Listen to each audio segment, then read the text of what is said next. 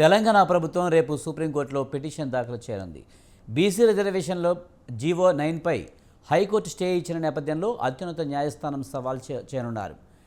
ఢిల్లీకి మంత్రులు పొన్నం ప్రభాకర్, వాకిటిని పంపే యోచనలో ఉన్నారు.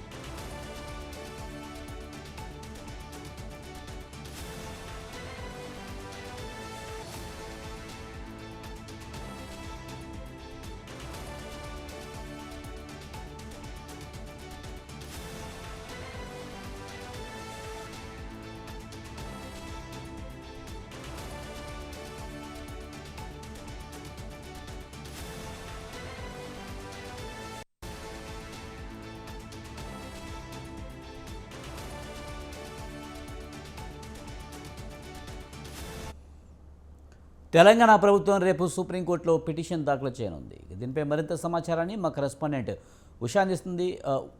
ఉషా, బీసీ రిజర్వేషన్లో జీవో 9పై హైకోర్టు స్టే విధించిన నేపథ్యంలో అత్యున్నత న్యాయస్థానంలో సవాల్ చేయనున్నారు. దీనికి సంబంధించి ఢిల్లీకి కూడా మంత్రులు వెళ్తున్నారు. పూర్తి సమాచారం ఏంటి? విజయ్, రాష్ట్ర ప్రభుత్వం ప్రతిష్టాత్మకంగా తీసుకున్నటువంటి బీసీ 42% రిజర్వేషన్ అంశానికి సంబంధించి తెలంగాణ హైకోర్టు ఈ నెల 9వ తారీఖున స్టే విధిస్తూ ఏదైతే సంచలనమైనటువంటి డెసిషన్ అయితే ఇచ్చినట్టుగా అయితే తెలుస్తుంది. ఈ అంశానికి సంబంధించి రాష్ట్ర ప్రభుత్వానికి మొన్న రాత్రి ఏదైతే ఆర్డర్ కాపీ మొత్తం కూడా హైకోర్టు నుంచి అర్ధరాత్రి ఆర్డర్ కాపీ రావడంతో వెంటనే ప్రభుత్వం దీనికి సంబంధించినటువంటి తదుపరి చర్యలు ఏదైతే బీసీ 42% రిజర్వేషన్ అంశానికి సంబంధించి లీగల్ టీమ్ తో సంప్రదింపులు కావచ్చు, అలాగే లీగల్ ఒపీనియన్స్ కావచ్చు, అలాగే సుప్రీంకోర్టులో బెంచ్ మీదకి వెళ్ళడానికి కసరత్తులు కూడా చేసింది. ప్రస్తుతం ఈ అంశానికి సంబంధించి బీసీ రిజర్వేషన్ కి సంబంధించినటువంటి జీవో 9పై స్టే ఏదైతే ఇచ్చిందో తెలంగాణ హైకోర్టు, అలాగే 41, 42 పంచాయతీ చట్టాలు ఏవైతే ఉన్నాయో వీటన్నిటికీ సంబంధించి కూడా హైకోర్టు స్టే ఇచ్చింది. ఈ మూడిటి మీద కూడా హైకోర్టు తీర్పుపై సుప్రీంకోర్టులో సవాల్ చేస్తూ రేవంత్ రెడ్డి నిర్ణయం తీసుకున్నారు. పిటిషన్ కూడా దాఖలు చేసుకోవడానికి అయితే సిద్ధమవుతున్నట్టుగా అయితే తెలుస్తుంది. వెకేషన్ బెంచ్ లోనే రావాల్సిన ఈ కేసు ఏదైతే ఉందో లీగల్ టీమ్ సంప్రదింపులు ఏదైతే ఎలా అప్రోచ్ అవ్వాలి, గతంలో దాదాపు 15 కేసులన్నీ స్టడీ చేసిన తర్వాతే ఈ ఆర్డర్ కాపీని ప్రిపేర్ చేసినట్టుగా అయితే హైకోర్టు ఆర్డర్ కాపీలో కూడా పొందుపరచడం జరిగింది. 15 కేసుల్లో కూడా బీసీ 42% రిజర్వేషన్ అంశంతో పాటు అలాగే సుప్రీంకోర్టు ఇచ్చినటువంటి 50% క్యాప్ ఏదైతే ఉందో దాన్ని దాటకూడదు అన్న కోణంలో ఇచ్చినటువంటి ఆర్డర్స్ ఏవైతే ఉన్నాయో వాటన్నిటిని కూడా పొందుపరిచి ఆర్డర్ కాపీలో ఉన్నాయి. వీటన్నిటిని కూడా ఎలా సవాల్ చేయాలి, అలాగే దీన్ని ఎలాగైనా సరే బీసీ 42% రిజర్వేషన్ అంశాన్ని తెలంగాణ ప్రభుత్వానికి అప్లికేబుల్ చేయాలి అన్న ఉద్దేశంతో ఉన్నటువంటి రాష్ట్ర ప్రభుత్వానికి అక్కడ ఉన్నటువంటి ఏదైతే అడ్వైజర్ కమిటీ కావచ్చు, ఇప్పటికే అభిషేక్ మను సింఘ్వి కేసుకి సంబంధించి పూర్తి స్థాయిలో ఆర్గ్యుమెంట్స్ కి సంబంధించి పూర్తి స్థాయిలో సిద్ధమైనట్టుగా అయితే తెలుస్తోంది.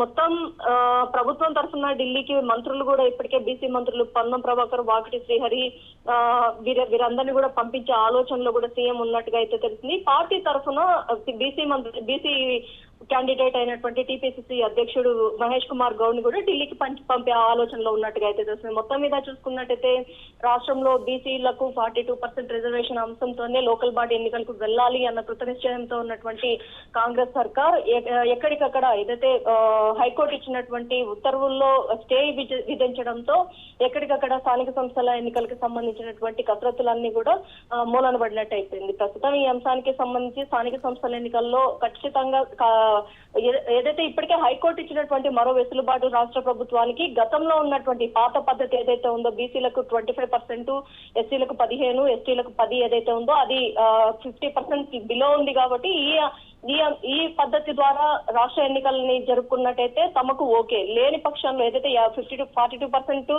అలాగే ఎస్సీలకు 18, ఎస్టీలకు 10 ఇది దాదాపుగా కూడా 69% మించుతోంది. కాబట్టి వీటికి సంబంధించి మాత్రమే తమకు అభ్యంతరం ఉంది అన్న కోణంలో కూడా ఇప్పటికే హైకోర్టు స్పష్టమైనటువంటి ఆర్డర్ కాపీలో మొత్తం కూడా పొందుపరచడం జరిగింది. కాబట్టి వీటన్నిటిని కూడా సవాల్ చేస్తూ ఏదైతే సుప్రీంకోర్టులో కూడా ఇప్పటికే ఏ రాష్ట్ర ప్రభుత్వం కూడా 50% రిజర్వేషన్లు మించకూడదు అన్న ఒక ఉత్తర్వులు గతంలో ఇచ్చింది. కాబట్టి వాటిని కూడా ఏదైతే ఇప్పుడు రాష్ట్ర ప్రభుత్వం తీసుకున్నటువంటి నిశ్చయం ఏదైతే ఉందో 42%, దీనికి ఎలా ఆర్గ్యుమెంట్స్ చేయాలి అన్న కోణంలోనే చాలా వరకు కూడా లీగల్ సెల్ ని ఏర్పాటు చేసుకునింది, లీగల్ ఒపీనియన్స్ తీసుకునింది. ప్రస్తుతం అయితే ఈ అంశానికి సంబంధించి రేపు రిజిస్ట్రీలో, సుప్రీంకోర్టు రిజిస్ట్రీలో ఎన్నో కేసుగా ఇది నమోదయ్యే అవకాశం ఉంది. ఆ కేసుకి సంబంధించి ఎవరు ఆర్గ్యుమెంట్స్ లో పాల్గొనబోతున్నారు, అలాగే బీసీ మంత్రులు ఇక్కడ నుంచి వాకిటి పొన్నంతో పాటు టీపీసీసీ కూడా వెళ్ళడానికి ఇప్పటికే ఆర్డర్స్ వచ్చాయి. కాబట్టి సీఎం ఎవరెవరిని పంపిస్తున్నారు, పూర్తి స్థాయిలో ఖచ్చితంగా ఈ కేసు ఎలాగైనా సరే బీసీలకు రిజర్వేషన్ అంశంతోనే స్థానిక సంస్థల ఎన్నికలకు ముందుకు వెళ్లాలి అనే కృత నిశ్చయంతో ఉన్నటువంటి రాష్ట్ర ప్రభుత్వానికి సుప్రీంకోర్టులో ఎలాంటి తీర్పు వస్తుంది అనేది కూడా సర్వత్రా రేపు జరగబోయేటటువంటి ఆర్గ్యుమెంట్స్ లో మాత్రం రాష్ట్ర ప్రజలందరూ కూడా చాలా వరకు కూడా ఎదురు చూస్తున్నట్టుగా అయితే తెలుస్తుంది. విజయ్, ఉషా, బీసీ రిజర్వేషన్లు జీవో 9 తీసుకువచ్చినప్పుడే కొంత న్యాయపరమైన చిక్కులు వస్తాయనే విశ్లేషణలు అయితే వెలువడ్డాయి. ఈ నేపథ్యంలో హైకోర్టు స్టే ఇచ్చింది. ఇప్పుడు అత్యున్నత న్యాయస్థానంలో కూడా దీనికి ఇది సవాల్ ఎదురయ్యే పరిస్థితే కనిపిస్తుంది. ఎందుకంటే గతంలో సుప్రీంకోర్టే 50% క్యాప్ అనేది పెట్టింది కనుక అక్కడ కూడా చుక్కెదురైతే ప్రభుత్వం ఏం చేయబోతుంది, దానికి తగ్గట్టుగా కార్యాచరణ రూపొందించిందా? ఖచ్చితంగా విజయ్, ఈ అంశాలు ఏదైతే ఉన్నాయో జీవో 9 రాష్ట్ర ప్రభుత్వము ఏకగ్రీవంగా అన్ని పార్టీల మద్దతు, అటు బీఆర్ఎస్, బీజేపీ, ఇటు కాంగ్రెస్, అన్ని సిపిఐ, మొత్తం అన్ని పార్టీల మద్దతు, ఎంఐఎం అన్ని పార్టీల మద్దతు తీసుకున్న తర్వాతే ఏకపక్ష నిర్ణయంతోనే జీవో 9తో ఎన్నికలకు ముందుకు వెళ్ళింది. అంతకు ముందు చూసుకున్నట్టయితే గవర్నర్ అనుమతి కోసము గవర్నర్ దగ్గర బీసీ 42% రిజర్వేషన్ అంశానికి సంబంధించి గవర్నర్ దగ్గర ఒక ఏదైతే అప్పీల్ కి గవర్నర్ దగ్గర అనుమతి కోసం కూడా పిటిషన్ ఉత్తర్వులు కూడా పంపించడం జరిగింది. కానీ గవర్నర్ దగ్గర నుంచి దాదాపు 6 నెలలు గడుస్తున్నప్పటికీ కూడా గవర్నర్ దగ్గర నుంచి ఎటువంటి సమాచారము లేదు. అటు ఏదైతే అనుకూలమా లేదా ప్రతికూలమా అన్న సమాచారం లేకపోవడంతో అసెంబ్లీలో పాస్ ఆన్ చేసిన తర్వాత ఖచ్చితంగా ఇది మొత్తం కూడా ఏకగ్రీవంగా అఖిల పక్షాలన్నీ కూడా ఒప్పుకున్న తర్వాత దీనికి సంబంధించి జీవో 9 రిలీజ్ చేస్తూ తాము స్థానిక సంస్థల ఎన్నికలకు ముందుకు వెళ్తున్నాము అన్న కోణంలోనే ప్రభుత్వం తరపు లాయర్లు ఏదైతే అభిషేక్ మను సింఘ్వి కావచ్చు, ఇటు ప్రతి ఒక్కరు కూడా రవి వర్మ కావచ్చు, ప్రతి ఒక్కరు కూడా ఆర్గ్యుమెంట్స్ కీలకంగా చేశారు. రాష్ట్ర ప్రభుత్వం చేసినటువంటి ప్రతి ఒక్క ఆర్గ్యుమెంట్స్ లో కూడా గతంలో ఉన్నటువంటి కేసులు ఏదైతే ఇందిరా సహాని కేసు కావచ్చు, Krishnamurthy versus union of India case కావచ్చు, ఇలా పలు కేసులు, గవాలి కేసు కావచ్చు, ప్రతి ఒక్క కేసుని కూడా ఇందులో ఇంక్లూడ్ చేస్తూ ఆర్గ్యుమెంట్స్ అయితే చేసింది. ఆ రాష్ట్ర ప్రభుత్వాలకి ఇచ్చినటువంటి వెసులుబాటే తమకు కూడా బీసీ 42% రిజర్వేషన్ అంశంలో ఇవ్వాలి అన్న కోణంలో ఆర్గ్యుమెంట్స్ కూడా సుదీర్ఘంగా కొనసాగాయి. సేమ్ ఆ తరహాలోనే సుప్రీంకోర్టులో జరగబోయేటటువంటి ఆర్గ్యుమెంట్స్ లో ఇంకా ఇన్ డెప్త్ ఉండబోయే అవకాశం ఉన్నట్టుగా అయితే తెలుస్తుంది. ఏదైతే ఈ 3 కేసులే కాకుండా ఇప్పటికే హైకోర్టు కూడా 15 కేసుల్ని స్టడీ చేసిన తర్వాత ఈ ఆర్డర్ కాపీని రిలీజ్ చేస్తూ ఇచ్చినటువంటి ఆర్డర్ కాపీ ఏదైతే ఉందో ఆ 15 కేసులకి సంబంధించి కూడా ఇప్పటికే లీగల్ సెల్ మొత్తం కూడా స్టడీ చేసింది. బీసీ మంత్రులతో పాటు మీనాక్షి నటరాజన్ టీపీసీసీ అధ్యక్షుడు, వీటన్నిటికీ సంబంధించి కూడా జూమ్ మీటింగ్ లో కూడా చర్చలు జరపడం కూడా మనం చూసుకోవచ్చు. ఎలాగైనా సరే సుప్రీంకోర్టులో ఈ కేసుని సవాల్ చేయాలి, ఖచ్చితంగా అనుకూలంగా తీర్పు వచ్చేలాగా అయితే